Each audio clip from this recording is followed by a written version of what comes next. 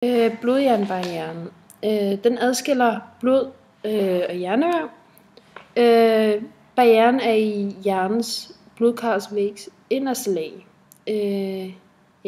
Og det er en tæt sammenhængende membran, hvor at der ikke kan trænge andet ind end ilt, alkohol og nogle lægemidler. Det kræver dog, at disse lægemidler har en størrelse eller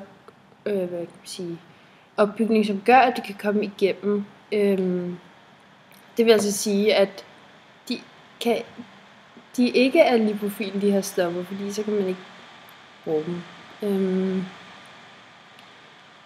Og det der sker, altså, de kommer ind til nervecellerne, og den her barriere, den er så til for, at der ikke kommer uønskede stoffer ind til hjernen.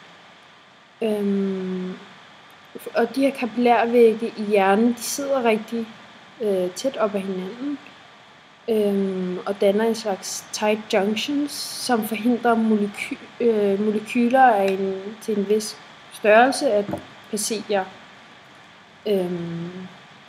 Og det er kun i hjernekapillærerne, at de her tight junctions findes.